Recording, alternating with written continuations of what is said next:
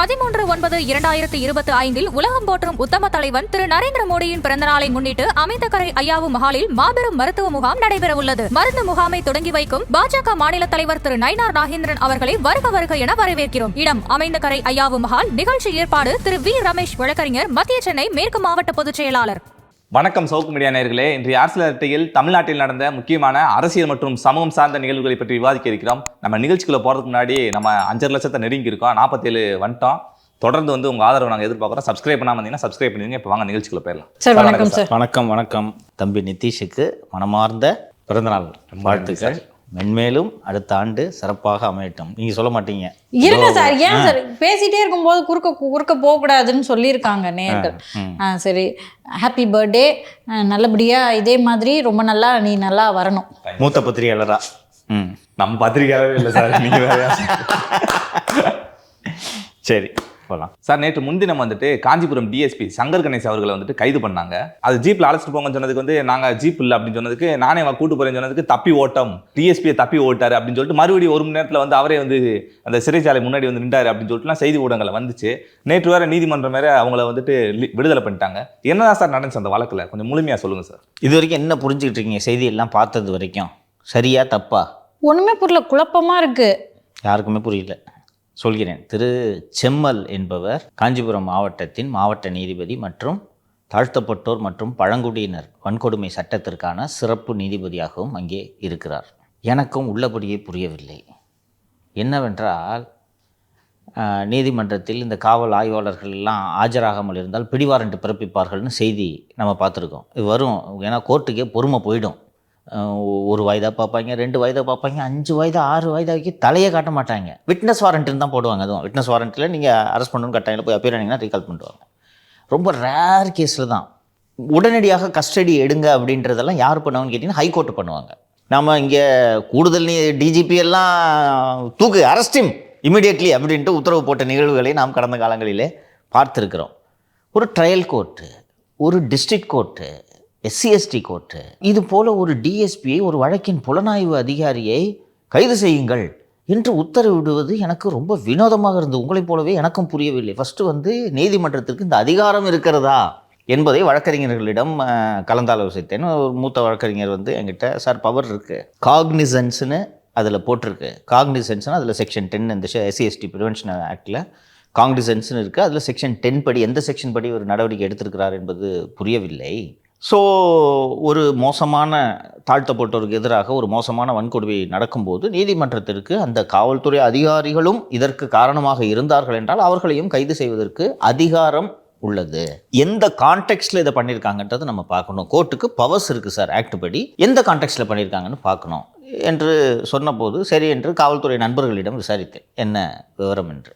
விசாரித்த போது தான் அவர்கள் பல்வேறு கதைகளை சொல்கிறார்கள். காஞ்சிபுரம் மாவட்டத்தில் நீதிபதியாக இருக்கக்கூடிய திரு செம்மல் என்பவர் சில மாதங்களுக்கு முன்பாக ஏதோ ஒரு காரணத்தினால், குற்றச்சாட்டுகள் தான், ஏதோ ஒரு காரணத்தினால் அவர் அங்கிருந்து மாற்றப்படுகிறார் வேறு ஊருக்கு.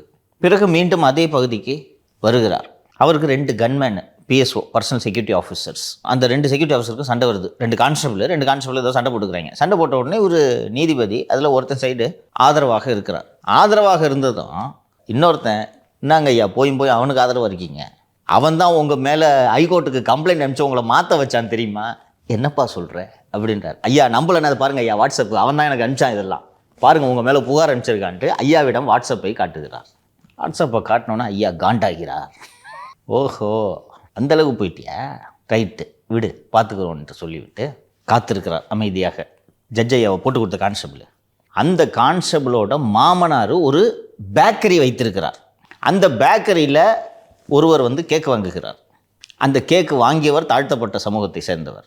அந்தாலும் வாங்கிக்கிட்டு கேக்குன்னா நல்லாவே இல்லை என்று ஏதோ சொல்கிறார். சொன்னோன்னு பதில் இஷ்டம்டா தின்னுலாம் போயான்ட்டா ஏதோ சொல்லியிருக்காங்க. இது ஒரு வாய் தகராறாது. 2 பேரும் போய் கம்ப்ளைண்ட் கொடுக்குறாங்க. கேஸ் அண்ட் கவுண்டர் கேஸ், ரைட்டா? அப்புறம் சரி இதில் ஃபர்தர் நடவடிக்கை எடுக்கலான்னு பார்த்தா 2 பேரும் என்னப்பா கேக்கு காசு நீங்க வச்சுக்க அப்படின்ன உடனே சரி பரவாயில்ல இருந்தால் இன்னொரு கேக்கு தரேன்ட்டு 2 பேரும் சமாதானமாகி அண்ணே நாராஜனே நல்லா இருக்கியானேன்னு கட்டி பிடிச்சிட்டு போயிடுறாங்க.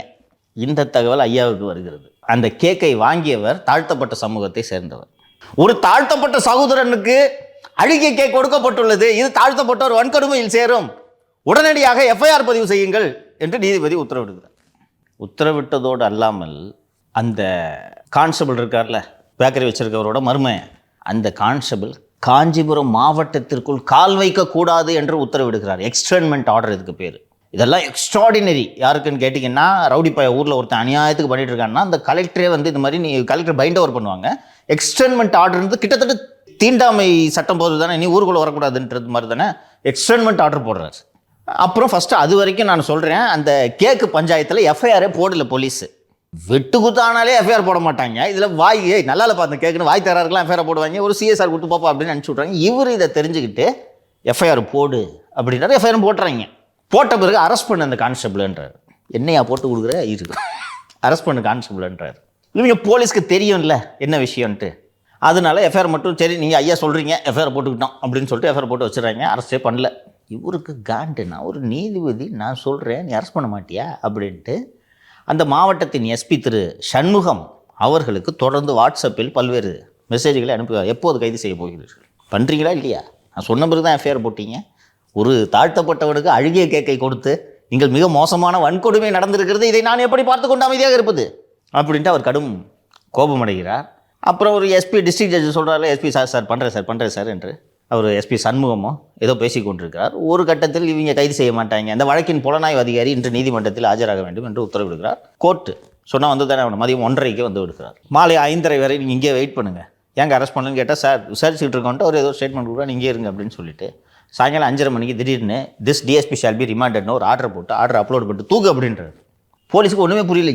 என்னையா டிஎஸ்பி ஏதோ ஸ்டேட்டஸ் ரிப்போர்ட் ஃபைல் பண்ண வந்ததுன்னா டிஎஸ்பி அரெஸ்ட் பண்ண சொல்கிறேன்னு சார், நான் எல்லாம் பண்ண மாட்டேன் சார், போங்க சார். நீ என்ன பண்ணுறது, நான் பண்ணுறேன் என்று அவரே நீதிபதி வாகனத்தில் அவரை ஏற்றி கூட்டு போ ஜெயிலுக்கு, நான் ரிமாண்ட் பண்ணிட்டேன், ரிமாண்ட் பண்ணால் ஜெயிலில் தான் அனுப்பணும், கூட்டு போன்றார்.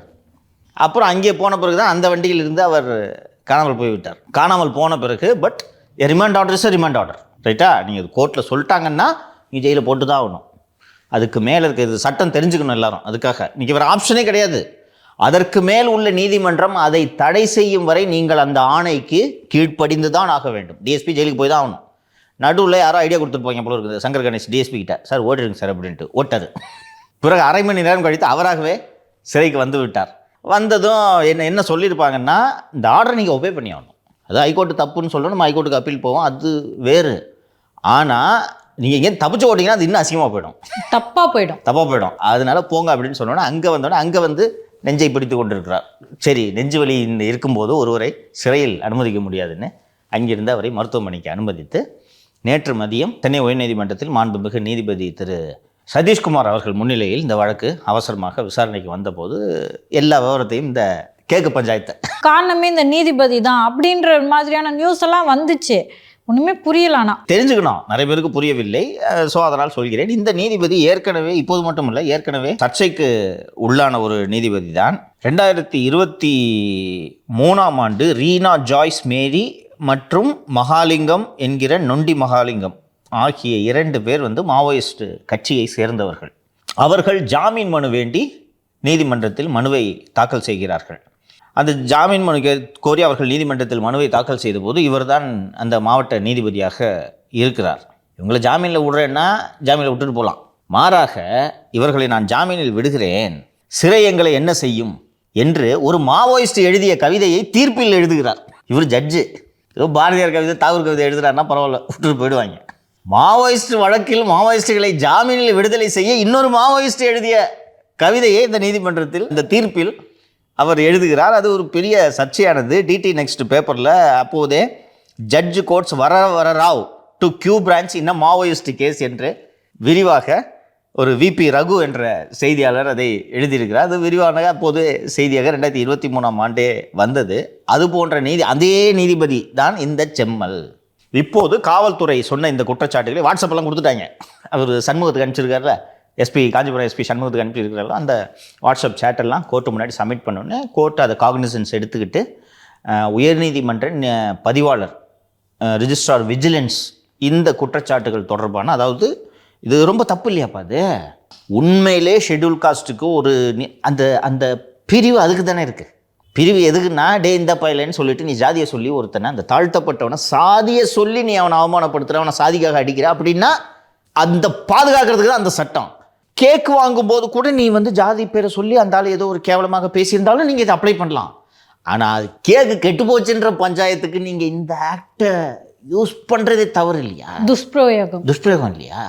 இன்னொன்று, நீங்கள் ஆதிக்க சாதியினர்கிட்டலாம் நீங்கள் கேட்டு பார்த்தீங்கன்னா தனிப்பட்ட முறையில் பொதுப்படையாக சொல்ல மாட்டாங்க. தனிப்பட்ட முறையில் போயிட்டு பேசுனீங்க அந்த ஆக்டை ரத்து பண்ணணுவாங்க.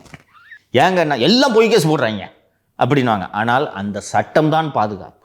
அந்த சட்டம் இருக்கும்போதே கவின் போன்றவன் கொல்லப்படுகிறான் இல்லையா? அந்த சட்டம் இருக்குது, ஜென்மத்துக்கும் வெளியில் வர முடியாத ஒரு சட்டம் ப்ரொவிஷன் தெரிஞ்ச போதே படித்த பையனை கூட்டிகிட்டு போய் கொலை பண்ணுறாங்க வெறும் சாதியின் காரணமாக. அந்த சட்டம் இல்லைன்னா தலித்துகளோட நிலைமை என்னன்னு யோசிச்சு பாருங்கள். இதை உயர்நீதிமன்றம் எளிதாக பார்க்காது. ஸோ இதுதான் காவல்துறை வட்டாரத்தில் விசாரித்த போது நாம் தெரிந்து கொண்ட தகவல்கள். காவல்துறை அதிகாரிகளுக்கும் இது ஒரு பாடமாக இருக்க வேண்டும் என்று நான் இதன் மூலமாக எனக்கு உள்ளபடியே ஒரு பக்கம் இது தப்பு அப்படின்னு தெரிஞ்சாலும் ஒரு பக்கம் சந்தோஷம். ஏன்னா சண்முகத்துக்கே தெரியுது. இந்த காஞ்சிபுரம் எஸ்பி சண்முகம் இருக்கிறார் அல்லவா, நான் 2 ஆண்டுகளுக்கு முன்பு என்று நினைக்கிறேன் பரந்தூர் விமான நிலையம் அமைப்பது தொடர்பாக அங்கே போராடக்கூடிய மக்கள் ஒரு போராட்டத்தை நடத்துகிறார்கள். அந்த போராட்டத்துக்கு நாம் போகும்போது நான் போயிருந்தேன். பின்னாடி ஒரு 2 கார் வந்துச்சு.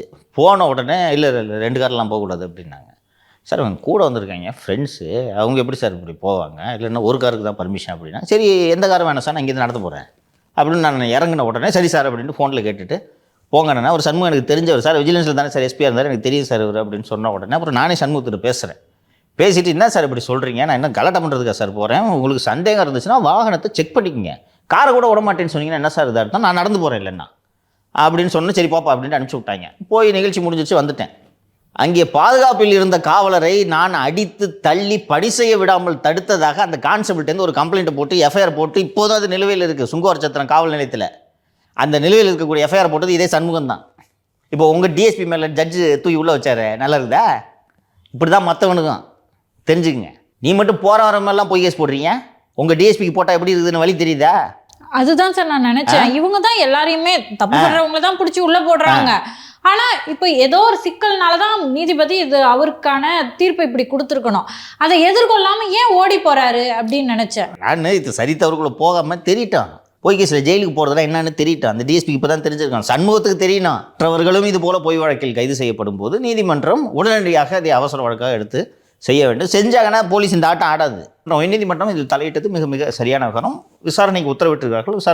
விசாரணையின் முடிவில் என்ன நடக்கிறதோ அதற்கு ஏற்றாற் போல உயர்நீதிமன்றம் நடவடிக்கை எடுக்கும் என்று புரிந்து கொள்ளலாம். இதுதான் இதோட பேக்ரவுண்டு. பல பேருக்கு இன்னும் புரியல விஷயம். என்ன யார் டிஎஸ்பி கைதுன்றாங்க, காணன்றாங்க, தப்பி ஓட்டன்றாங்க, நீதிபதி காரில் ஏறினான்றாங்க, மறுநாள் விடுவிச்சிட்டாங்கன்றாங்க. என்ன மேட்டரே புரியல. அதான் பார்க்குற நியூஸ்ல டிஎஸ்பியை தப்பி ஓட்டணும் என்னடா நடக்குது.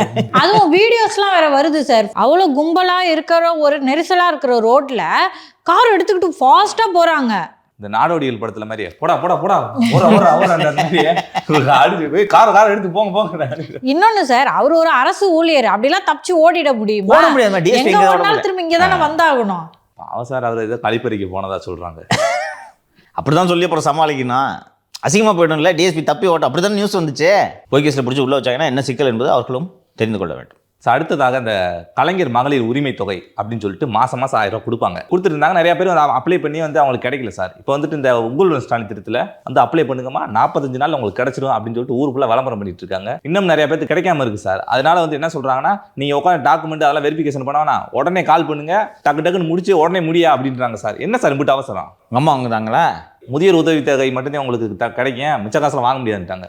இந்த நிகழ்ச்சி வாயிலாகவே நாம பரிந்துரை செய்யலாம். இப்போ வந்து துணை முதல்வர் அவர்கள் யார் விண்ணப்பிச்சாலும் கிடைக்கும்னு சொல்லிடுறாரு. உங்கள் அம்மா வராங்களா, அவங்களுக்கும் முதியோர் உதவித்தொகை. 2 பேரோட அம்மாவையும் இந்த நிகழ்ச்சி வாயிலாகவே என்ன உங்கள் அம்மா சென்னையில் இருக்காங்க, உங்கள் அம்மா தேனியில் இருக்காங்க, ரைட்டா? 2 பேரையும் அப்ளை பண்ண சொல்லுங்கள். நிகழ்ச்சியை பார்த்துட்டு அவங்க அப்ளை பண்ணணும். பண்ணாங்கன்னா துணை முதல்வர் உதயநிதி ஒருவருக்கும் விடுபட்டு போகக்கூடாது என்று சொல்லியிருக்கிறார். என்னென்னா, நம்மளால் முடிஞ்ச பஞ்சாயத்து இழுத்து விடுவோம். ஏற்கனவே சம்பளம் கொடுக்க முடியாமல் கடுமையான கடன் சுமையில் இருக்குது. இந்த நேரத்தில் இதை இழுத்து விட்டுக்கிட்டு எவ்வளோ பெரிய நிதி சுமை உருவாக போகிறது தெரியுமா? இது நான் இதை ஒத்துக்கிறேன். நான் புரியுதா? உங்கள் அம்மாவுக்கும் கொடுக்காமல் இருக்கிறது சரின்னு நான் சொல்கிறேன். எந்த நிதி உதவியும் இல்லாத மகளிருக்காகத்தானே இது. 2 உதவித்தொகை கொடுக்கறது சரியா? இல்லை சார், சரியில்லை சார். இல்லையா? ஆனால் நம்ம கேட்போம். இப்போ கேட்டு கொடுக்கலன்னா உங்கள் 2 அம்மாவும் காண்டில் மாற்றி போடுவாங்க. கரெக்டா? இதைத்தான் இவர்கள் சந்திக்க போகிறார்கள். செய்திகளில் இந்த நியூஸ்லாம் வேகமாக பரவும். புரியுதா? நீ இப்போ உங்கள் அம்மா சோஷியல் மீடியா பார்க்குறது இல்லை, டிவி பார்க்குறது இல்லை. ஆனால் நீ ஃபோன் பண்ணி கேள, ஆமாப்பா ஏதோ முகாம் நடத்துகிறாங்களாம், அங்கே போய் கொடுத்தா 1000 ரூபா தராங்களாம். இந்த நியூஸ்லாம் வந்துடும். நீங்கள் போய் கேளு. அதனால் இதற்கு சாத்தியம் இருக்கிறது. இது இவர்களுக்கான பலனை தவிர இது வம்பில் தான் போய் முடிய போகிறது. இன்னொன்று, தினமலரில் தான் அந்த செய்தி வந்திருந்தது என்று நினைக்கிறேன். விஓஸ் தான் இதை வெரிஃபை பண்ணேன். ஏன்னா விஓவில் ஒரு வில்லேஜில் எத்தனை குடும்பம், எத்தனை தலைக்கட்டு இருக்குது, எத்தனை பேர் இதில் வேலை செய்கிறாங்க, எத்தனை பேர் மாடி வீடு வச்சுருக்காங்க, எத்தனை பேர் கார் வச்சுருக்காங்கலாம் இதில் வில்லேஜஸ் விஓஸ்க்கு தெரியும். They are the first government setup. ஒரு குடிமகன் சந்திக்கக்கூடிய முதல் அரசு அதிகாரி அந்த விஓ தான். அவங்க கொஞ்சமாக தான் வெரிஃபை பண்ணணும். அதுக்கு நடுவில் நிலம் அளக்கிறதுக்குன்னு சொல்லிட்டு எவனாவது வருவாங்க. இந்த சர்டிஃபிகேட்டு அந்த சர்டிஃபிகேட்டு, அக்ரிகல்ச்சர் டிபார்ட்மெண்ட் வேலை இருக்கும், இது மாதிரி 100 வேலை இருக்கும். இதுக்கு நடுவில் தான் அவன் எப்போ கேப்பு கிடைக்குதோ அப்போ போய் வீட்டில் நிதிஷ் அம்மா அப்ளை பண்ணியிருக்காங்க அப்படின்ட்டு கேட்டு செக் பண்ணிவிட்டு நீ இன்னமா முதியோர் உதவிட்டு வாங்குறியா, அவங்களுக்கு இன்எலிஜிபிள்னு போட்டு கொடுக்கணும். ஸோ இதை பார்த்து இதெல்லாம் வெரிஃபை பண்ணுறதுக்கெல்லாம் அவகாசம் இல்லை. அப்படியே ஆப்பில் ஏற்றி டக்குன்னு டிக்கை போட்டு கூடியா அப்படின்னு சொல்லியிருக்காங்க. எதற்காக என்று கேட்டால், செப்டம்பர் 15ஆம் தேதி அண்ணா பிறந்த நாள், அந்த மகளிர் உரிமை தொகையின் 2வது ஆண்டு விழா வருகிறது. அப்போது கூடுதலாக இம்புட்டு பேருக்கு தர்றோம், கணக்காட்டணும். விளம்பரம் அரசே விளம்பரத்தில் தானே பஸ் ஓடுது. அந்த விளம்பர மோகத்தில் போடியா பார்த்துக்கலாம். நம்ம ஏற்கனவே பார்த்தோம்ல, உங்களுடன் ஸ்டாலின் படோடமாக ஆரம்பித்து விட்டார்கள். ஆனால் அந்த உங்களுடன் ஸ்டாலின் திட்டத்துக்கான அடிப்படை நிதியை கூட ஒதுக்கவில்லை என்று ஊரக வளர்ச்சித்துறை ஊழியர்கள் வேலை நிறுத்தத்தில் ஈடுபட்டார்கள் என்று நம்ம ஏற்கனவே பதிவு செஞ்சால சொல்றீங்க, சோறு போட மாட்டீங்களே. அதே தான், அது போல விளம்பரம். ஸோ இப்போ இந்த செப்டம்பர் 15 அறிவிக்கணும்ட்டு. இப்போ என்ன சிக்கல் இதில் வரும்னா, உள்ளபடியே உங்கள் 2 பேரோட அம்மாவுக்கு 1000 ரூபாய் கொடுக்குறாங்கன்னு வச்சுங்களேன், அவர்கள் திருப்தி அடைவார்களா என்று பார்த்தால் ஆக மாட்டார்கள். 2 வருஷமாக வர வேண்டிய 24,000 ரூபாய் எங்க? இந்த அதிருப்தி இருக்குமா இருக்காதா? எலெக்ஷன் வந்தோடனே வாம்பாடு கொடுக்குறியா? அந்த பக்கத்து வீட்டுக்காரி 3 வருஷம் வாங்கிட்டு இருக்கா. என்னை பார்த்து வேற ஏளனமாக சிரிச்சா, எனக்கு 1000 ரூபா வருது உனக்கு வரல என்று. அப்போ இந்த 24,000 எங்க? ஸோ இது கூடுதல் அதிருப்தியை உருவாக்கும். எனக்கு யார் இவர்களுக்கு ஆலோசகர்கள் என்று தெரியவில்லை. இந்த சப்ஜெக்ட் எல்லாம் தொடக்கூடாது. இது டேஞ்சர். இதெல்லாம் புரியுதா? ஒருவேளை எலெக்ஷன் வர வரைக்கும் சக்ஸஸ்ஃபுல்லாக பண்ணிட்டாங்கன்னா ஜெயிச்சிருவாங்கல்ல, ஜெயிக்கிறதுக்கு வாய்ப்பு, வாக்குகள் வரும்ல. அப்படியே இது கன்வெர்ட் ஆகும்னு சொல்ல முடியாதுமா. அந்த ஃபர்ஸ்ட் 1000 ரூபாய் ஸ்கீமு நல்ல ரீச் கொடுத்துச்சு. இன்னைக்கு வரைக்கும் திமுக வெற்றி பெற்று விடும் என்ற அந்த இமேஜ் நிலவுறதுக்கு அந்த 1000 ரூபாய் உரிமை தொகை உதவுகிறது. புரியுதா? உங்கள் 20 தாய்மார்கள் போல குறிப்பாக தலித்து மக்களுடைய வீடுகளுக்கெல்லாம் இது ஒரு கணிசமான உதவியை இது செய்தது. அந்த தலித்து மக்களில் பெரும்பாலானோர், அவங்களாம் அதிமுக வாக்கு வங்கிகளாக இருந்தவர்கள், அவங்கள பெரும்பாலானோர் அருந்ததி சமூக மக்கள், பறையர் சமூக மக்கள், தேவேந்திர குல வேளாளர் சமூக மக்கள், இவங்களில் இந்த விளிம்பு நிலையில் இருக்கக்கூடிய பெரும் பகுதியினர் திமுகவின் வாக்கு வங்கியாக மாறிவிட்டார்கள். ஸோ அது ஆல்ரெடி உங்களுக்கு வந்துருச்சு. இப்போ நீங்கள் என்ன பண்ணுறீங்கன்னா, புதுசாக ஒரு 1 கோடி வாக்குகளை உங்கள் பக்கம் எடுக்கணும் அப்படின்றது தான் உங்களோட நோக்கம். மொத்தம் 2.25 கோடி ரேஷன் கார்டு, 1 கோடியை 10 லட்சத்துக்கோ நம்ம கொடுத்துட்டு இருக்காங்க. 1 கோடி 5 லட்சமோ 10 லட்சம், 1 கோடி 20 லட்சத்துக்கு கொடுத்துட்டு இருக்காங்க. மீதி ஒரு 80 லட்சத்துக்கு நீங்கள் கொடுக்கணும்னு நீங்கள் முயற்சி பண்ணுறீங்க. அப்படி கொடுத்தாலும் இது ஓட்டா கன்வெர்ட் ஆகாதுன்றது தான் நான் சொல்கிறேன். கொடுத்தாலும் உங்கள் மனசில் அதிருப்தின்றது இருந்துக்கிட்டே இருக்கும். 24,000 ரூபா போச்சு இல்லை 2 வருஷமா? அந்த ஒரு 2 மாதத்துக்கு முன்னாடி இப்போ கொடுக்குறது அன்னைக்கு கொடுத்துருந்தா என்ன உனக்கு? ஸோ அது ஓட்டா கன்வெர்ட் ஆகாது. So it is a Gamble. புரியுதா? ரோலிங் தி டைஸ் மாதிரி தான். வந்தால் உண்டு, வரலனா இல்லை. ஆனால் அந்த மாதிரி ஒரு உறுதியாக உங்களுக்கு வராது அப்படின்ற ஒரு விஷயத்துக்காக நீங்கள் எடுக்கக்கூடிய ஃபினான்ஷியல் ரிஸ்க் அதிகம்ன்றேன். புரியுதுங்களா? இப்போ இதனால மற்ற ஸ்கீம்ஸுக்கு பண்ண முடியாமல் போகும், உங்களுடன் ஸ்டாலின் திட்டத்துக்கான நிதியே சிக்கலாகும், வேறு சில துறைகளுக்கு, இந்த போக்குவரத்து ஊழியர்களுக்கு அரியர்ஸ் கொடுக்க முடியாமல் போகும், இந்த சிக்கல் எல்லாம் வரும். ஸோ திஸ் இஸ் பிக் கேம்பிள்ன்றேன். சார், இந்த துப்புரவு தொழிலாளிகள் விவகாரம் அனுமார் வால் மாதிரி நீண்டுட்டே போகுது. சரி, அவங்கள போராட்டம் பண்ணுறதுக்கு அனுமதிக்கணும், அப்படி இல்லாட்டி அவங்களாவது விட்டுடணும், அது அவங்க வாழ்வாதாரம், அதை நிறுத்த மாட்டாங்க. சரி, போராட்டம் பண்ணுறதுக்காவது அனுமதிச்சிடணும், அதையும் செய்ய மாட்டேங்கிறாங்க. மீண்டும் கைதாயிருக்காங்க சார். ஆமாம், கைது பண்ணியிருக்காங்க. மாலையில் விடுதலை செய்கிறார்கள். மறுநாள் காலையில் அவர்கள் மீண்டும் போராட்டத்தை தொடங்குகிறார்கள். நான் இப்போது உங்களுக்கு ஒரு மகிழ்ச்சிகரமான செய்தியை சொல்கிறேன். ராம்கே நிறுவனம் அவர்களுக்கு ஊதியத்தை உயர்த்தி தர ஒப்புக்கொண்டுள்ளது. அப்புறம் சார் போராட்டம் நடத்தினா வேண்டுமென்றே அரசுக்கு எதிராக கலகம் விளைவிக்க அவர்கள் முயல்கிறார்கள். அவங்களுக்கு என்ன சார் அவசியம்? அவங்களுக்கு தேவை நல்ல வாழ்வாதாரம், சரியான சம்பளம். இவ்வளவு நாள் வெறும் 565 ரூபாயை தான் தருவேன் என்று சொல்லி கொண்டிருந்த ராம்கே நிறுவனம் ஒரு நாளைக்கு 761 ரூபாயை தருகிறேன் என்று சொல்லிவிட்டது. அப்புறம் எதுக்கு சார் மீண்டும் மீண்டும் போராட்டம்? மாதத்தில் 4 நாள் சம்பளம் கட்டு. ஏன் சார்? லீவு, ஞாயிற்றுக்கிழமை. இங்கே ஒருவரை வேலைக்கு நியமிப்பதாக இருந்தால் வாரத்தில் 1 நாள் விடுமுறைன்றது கட்டாயம். கரெக்டாக? அந்த வாரத்தில் 1 நாள், இப்போ நீங்கள் டெய்லி வேஜ் வாங்குறீங்கன்னா வாரத்தில் 1 நாளைக்கும் சேர்த்து இந்த சம்பளம், ரைட்டுங்களா? அப்போது 30 நாளைக்கு சம்பளம்னா ஒரு நாளைக்கு 561 ரூபா கணக்கு வருது. வெறும் 26 நாளைக்கு சம்பளம்னா 761 ரூபா வருது. நான் நீங்கள் கேட்ட கூலியை உயர்த்தி தரேன், 761 ரூபா தரேன், ஆனால் 4 நாள் சம்பளம் கட்டுன்றாங்க. புரியுதா? திருப்பி ரவுண்ட் கணக்கு போட்டு பார்த்தீங்கன்னா அதே அமௌண்ட்டு தான். மாலதி சொல்வது போல இடைவிடாத போராட்டமாக தொடர்ந்து கொண்டு இருக்கிறது. ரிப்பன் மாளிகையிலிருந்து இவர்களை அப்புறப்படுத்தியதுடன் நமது வேலை முடிந்து விட்டது, இனிமேல் நமக்கு ஒன்றும் பிரச்சனை இல்லை அப்படின்னு சொல்லிட்டு கண்டுகொள்ளாமல் இவர்கள் பாட்டுக்கு இருக்காங்க. அவங்களும் மாலதி சொன்னது போல் வயிற்று பொழப்பு, வாழ்வாதாரம், எங்கே போவாங்க? ரொம்ப மகிழ்ச்சிக்குரிய பாராட்டுதலுக்குரிய விஷயம், சில ஊடகங்கள் தினந்தோறும் அவர்களது போராட்டங்களை செய்தியாக பதிவு செய்து கொண்டிருக்கின்றன. உள்ளபடியே இந்த இந்தியன் எக்ஸ்பிரஸ் நாளேட்டில் பிரவீனா என்பவர் இந்த செய்தி எழுதியிருக்காரு. எனக்கு இந்த உங்கள் கடைநிலையில் இருக்காங்க, அவங்களோட போராட்டத்துக்கு கவரேஜ் கொடுக்கறதே ஒரு முக்கியமான சமூக கடமை என்று நான் நினைக்கிறேன். ஸோ அந்த வகையில் எக்ஸ்பிரஸில் வந்து இந்த எக்ஸ்பிரஸில் தான் இந்த செய்தி வந்திருக்கு. கூலி உயர்த்தப்பட்டது அப்படின்னு போட்டுட்டு கீழே 4 நாள் சம்பளம் கட்டு. இந்த கதையெல்லாம் சார் கேட்குறப்ப இந்த நிலால ஔவையார் வந்து வடை சுட்ட கதை வந்து அப்போ உட்காந்து நிலால பார்த்துக்கிருப்பீங்க, வடைன்னு சொல்லுவாங்களா, அந்த கதையாக இருக்குது சார் இதெல்லாம். அதுதான் அப்படித்தான். எனக்கு என்ன வருத்தமாக இருக்குன்னா, இந்த ரிப்பன் மலைகளில் போராட்டம் நடந்த வரைக்கும் எல்லாரோட கவனமும் அதில் இருந்துச்சு. தூக்கி ஓரமாக போட்டு அவங்க வேலை பார்க்க போயிட்டாங்களா? இந்த கவர்மெண்ட்டை நம்பி போராட்டத்தை கைவிட்டா என்ன ஆகும்? அவங்க வீட்டில் உண்ணாவிரதம் இருக்காங்க, அங்கே கூட இருக்கக்கூடாதுன்னு போய் அரெஸ்ட் பண்ணுறாங்க. இப்போது எப்படிப்பட்ட ஒரு கொடூர காவல்துறை, கொடூர நிர்வாகம் என்பதை மக்கள் புரிந்து கொள்ள வேண்டும். செங்கோட்டையன் அவர்கள் வந்து ஹரித்வார் டெல்லிக்கு போகிறேன், போய் ரொம்ப மனசு வந்து கஷ்டமாக சிவபெருமானை தரிசிப்பதற்காக போகிறேன் அப்படின்னு சொல்லிட்டு போனார். ஹரஹர மகாதேவ் அப்படின்லாம் முழக்கம் போட்டு போனாரு. அப்பெல்லாம் முழக்கம் போட்டுலாம் போல. ஹரித்வாருக்கு போனீங்கன்னா அப்படி தான் முழக்கம் போடணும். அங்கே கங்கா ஆர்த்திலாம் நீங்கள் பார்த்ததில்ல, அருமையாக இருக்கும். போனார், ரொம்ப மனசு கஷ்டமாக இருக்குண்டு போய் அமித்ஷா அவர்களையும் நிதி அமைச்சரையும் மீட் பண்ண தான் சொல்கிறாரு. நீங்கள் நேற்று சொன்னீங்க அப்போல்லாம் மீட் பண்ணல, ஏதோ உதவியாளர் யார்கிட்ட பேசினார், அவ்வளோதான், வேறு ஒன்றும் அங்கே ஒன்றும் பேசலை அப்படின்னு சொன்னார். இன்றைக்கி செய்தியாளர்கிட்ட வந்து சொல்கிறாரே சார், நான் அமித்ஷாவை மீட் பண்ணேன், நிதி அமைச்சரை மீட் பண்ணேன்ட்டு.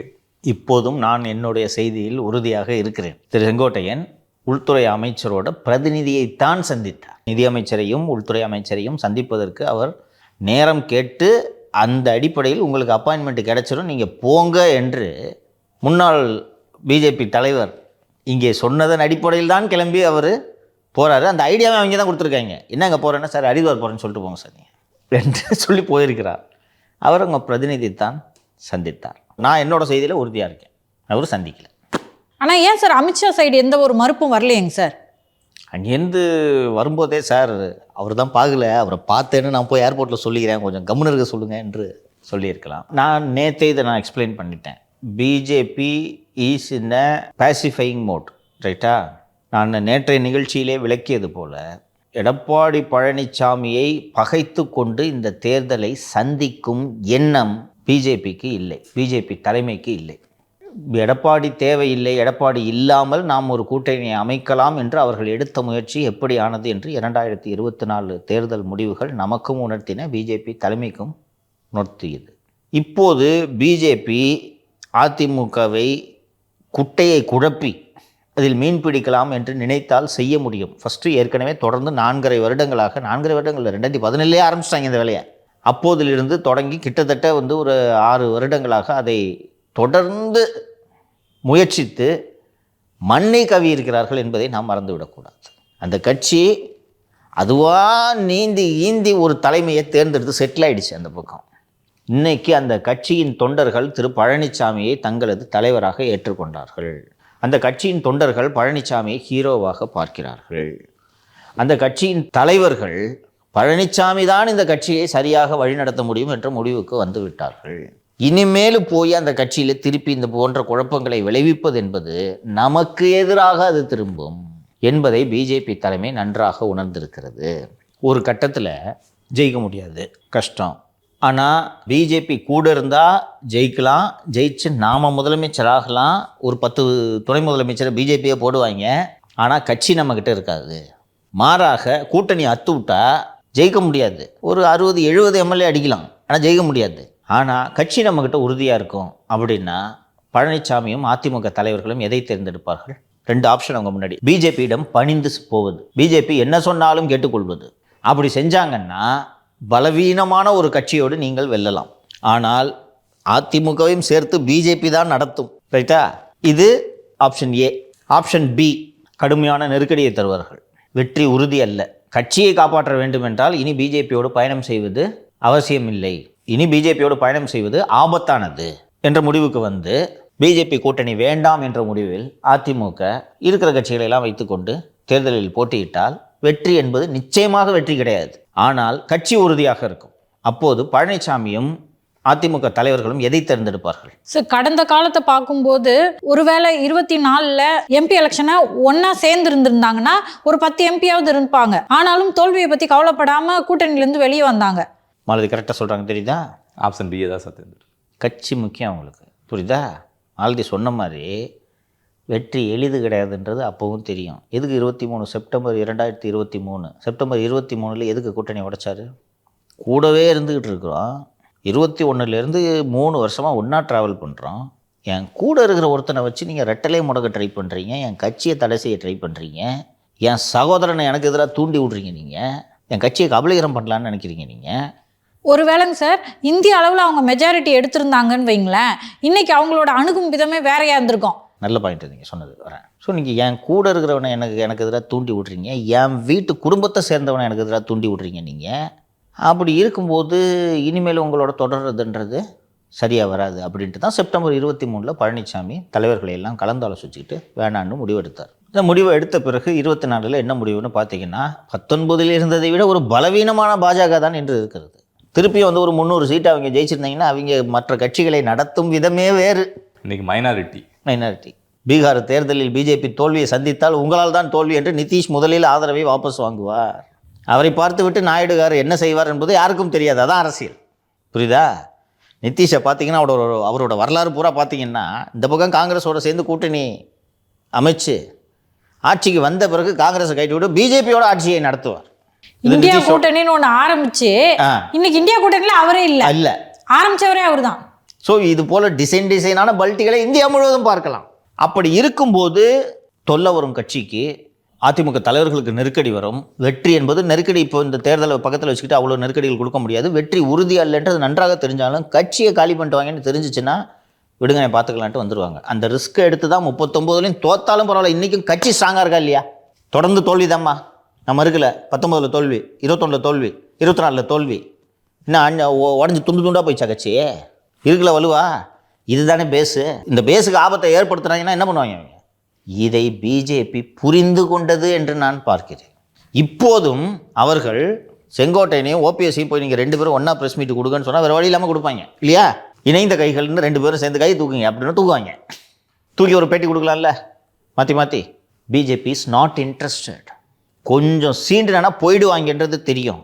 இந்தியாவில் பிஜேபி தலைமையை கண்டு அஞ்சாத பிராந்திய கட்சிகளே இல்லை எனும்போது அவ்வளவு கெஞ்சினாங்க 24ல். வாங்கயா கூட்டணிக்கு, யோ வாங்கயா கொடுக்குற சீட்டை வாங்கிக்கிறோம், வாங்கயா கூட்டணி, முடியாது போயா அப்படின்ட்டாங்க. இது அவங்களுக்கு தெரியும் தானே. அப்போ அவங்களா வர்றவங்க கூட்டணிக்குன்னு சொல்லும்போது மரியாதையாக நடத்தணும்ல. அமித்ஷாலாம் பழனிசாமியை மேடையில் வச்சுக்கிட்டு பழனிசாமி ஜி தான் எங்கள் கூட்டணி தலைவர்னு சொல்கிறாள்.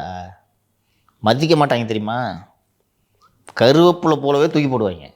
அப்படி வச்சுக்கிட்டு அவங்க சொல்கிறாங்க. அடுத்தது திரு நயினார் நாகேந்திரன் அவர்கள் மீண்டும் மீண்டும் தமிழ்நாட்டில் கூட்டணி தலைவர் இவர் தாங்க அப்படின்றாங்கன்னா அவங்க எல்லாருக்கும் அதிமுக துணை இல்லாமல் திமுகவை வீழ்த்த முடியாது என்பது நன்றாகவே தெரியும். இப்போ திரு செங்கோட்டையன் அவர்கள் டெல்லி போயிட்டு திரும்பி வந்து அமைதியாக இருக்கிறதே அதிமுகவை நம்ம வந்து பகச்சிக்க கூடாதுன்னு பிஜேபி நினைக்கிறதுனால தான் அவர் அமைதி காக்குறாரு. அமைதி காக்க வேண்டும் என்று அவர்கள் சொல்லி அனுப்புகிறார்கள். இல்லைன்னா கொம்பு சீவி விடுவாங்க. ஆமாம், இவ்வளோ நாள் பண்ணிடுற கொம்பு சீவி இல்லையா?